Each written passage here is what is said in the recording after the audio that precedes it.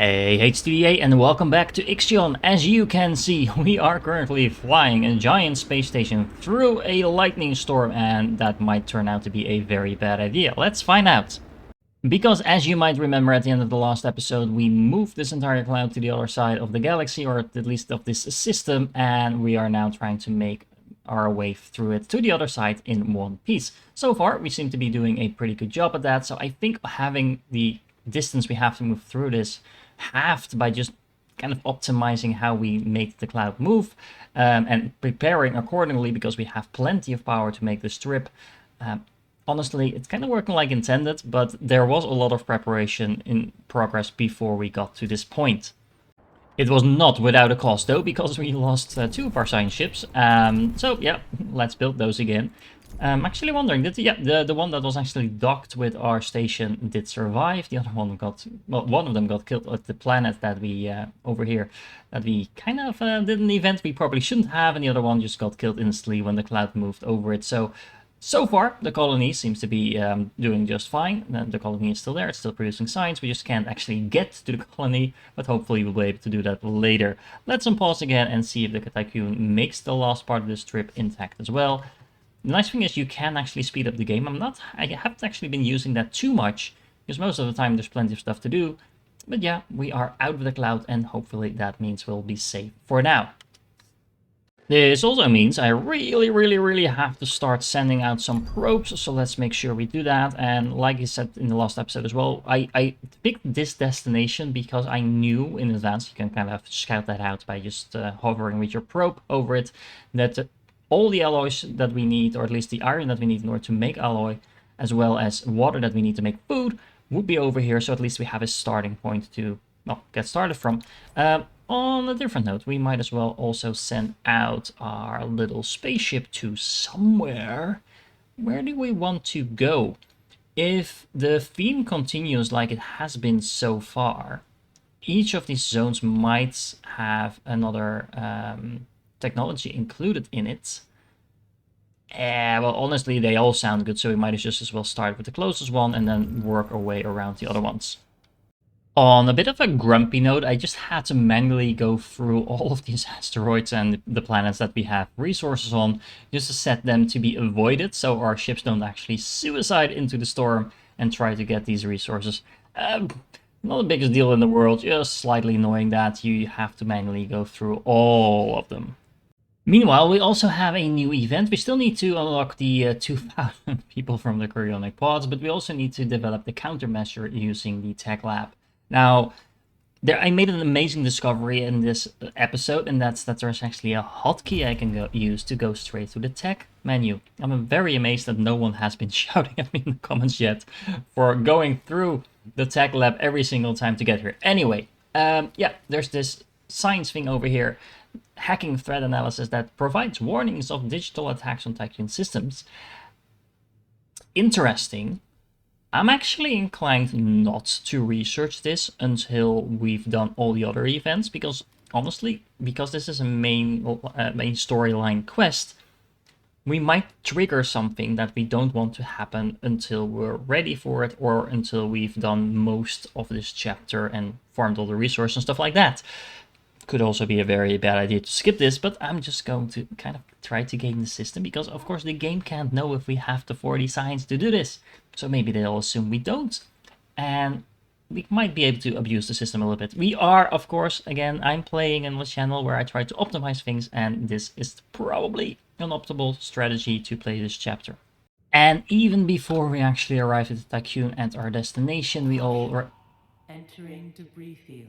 Entering debris field. Oh, is it one of those things again where we go close to? No. This is not good. This is not good. Let's see. Let's check that out. Debris field. Yeah, okay. So we're in a field with corpses again, and that means the morale will be affected. Although the morale is not really a problem. As you can see, we're at +3. We've been optimizing that quite well between the DLS, the specific memorials and things like that. So I think we should be fine. Anyway, where was I? So yes, we have a whole fleet of mining ships, making sure we have access to water and iron again. We have the first ships already ferrying that back to the Tycoon, so we shouldn't be exploding anytime soon, so that's a good thing. And we can now start researching these nice little districts as well. Starting with the medical district. We have arrived at the site. We estimate that 2/3 of the district is missing. Well, that's not good. Remnants of cooling pipes have generated a haze that hangs about the debris and hides the floating corpses of the Atamanki crew. We have identified 2 viable areas for investigation. The ruins of a research facility and an area devoted to medical care.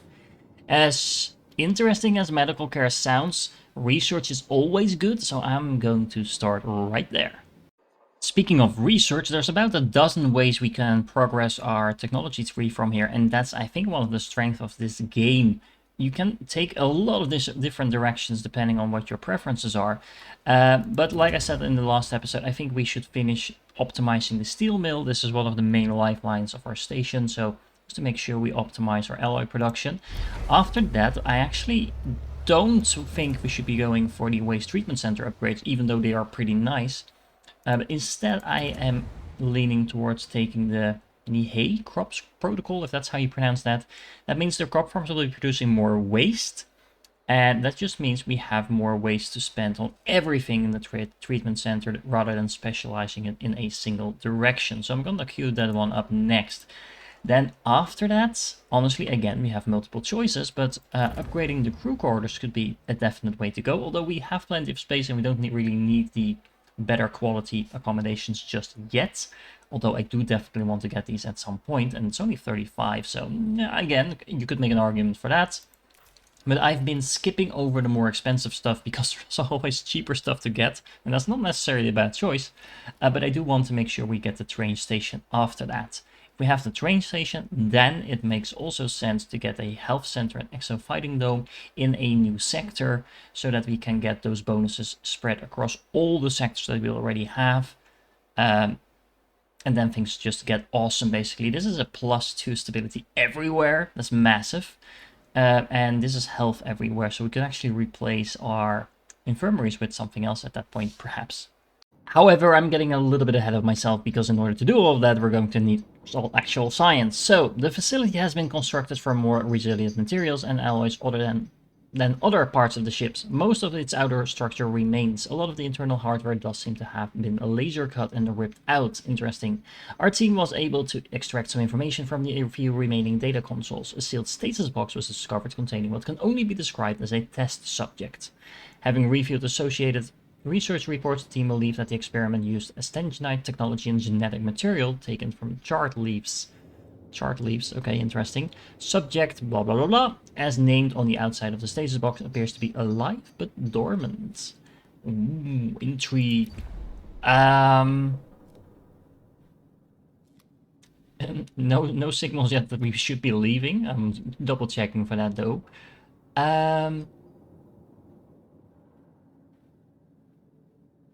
I'm gonna investigate the medical district first before retrieving the test subject. That's hopefully not going to mean that we will lose out on him, but it seems like we're taking him back. And I'm not entirely sure I will be able to still do this. So let's go with this one first. As a side note, in the meanwhile, and I'm not going to show you all of that, I am still constructing a couple of the buildings that we've laid out before in the... Stop interrupting me. In the sectors that we've already laid out a couple of episodes ago. I'm still working my way towards completing all of them. Honestly, there's a couple of additional stockpiles over here that I'm not entirely sure we actually need. But hey, might as well build them because we do have plenty of materials at this point in time. Meanwhile, since we like our science so much, let's send the second science ship that has been built in the meanwhile to the depressurized R&D district, and let's find out what's happening at the medical district wreckage.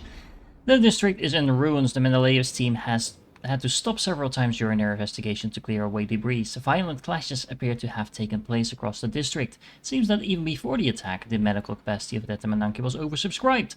Recovered data suggests that congestion within the ship's care centers worsened over time. The team was able to recover a number of intact emergency cryopods. So more people to defrost. We're going to need 2,000 of those, so that's a good thing. Well, and some science. So that's interesting. So I'm hoping, yes, we can still recover the test subject. I really have a bad feeling about this, guys. It's only one one cycle to complete. And it seems so innocent. I'm guessing it's not, but there's no way we can not do this, so let's go for that. And A probe has completed its scan. did you guys just hear a growl? Oh man, this is going to be bad. Guys, the event is completed, but I'm a little scared to click it, but let's find out. Oh, are you done growling? Okay. Showing no signs of lethargy, the zombie, let's just call it the zombie, leaped onto the team as they opened the stasis box. Following a drop in connection, the team's vital signs began to change. Reviewing the mission data, Eden postulates a form of assimilation has taken place. The zombie appears to have put on one of the team's suits and boarded the Mendeleev. Inputted flight data suggests a planned return to the Tycoon. We're going to have a zombie apocalypse on our spaceship, really? Oh boy. Okay, but this is interesting. We actually get a choice. We can either let the zombie return to the Tycoon, which is a really bad choice, or we can just destroy the ship.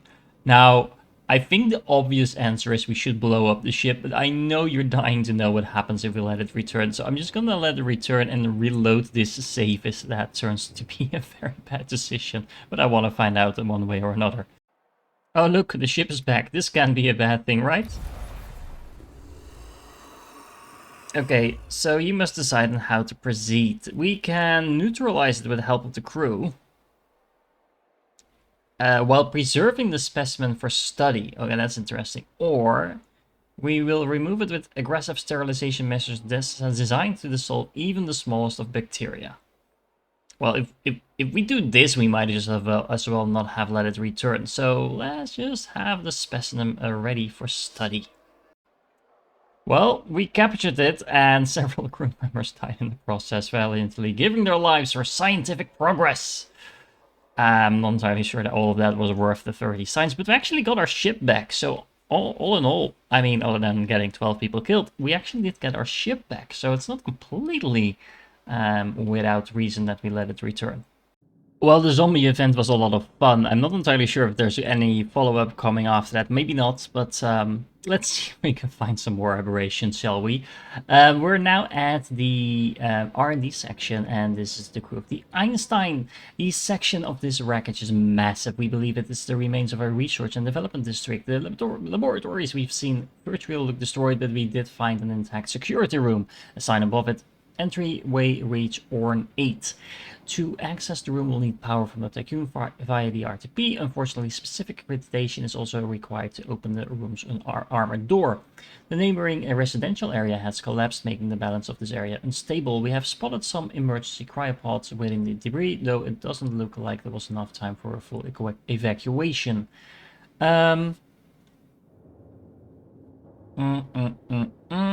Let's search the residential areas.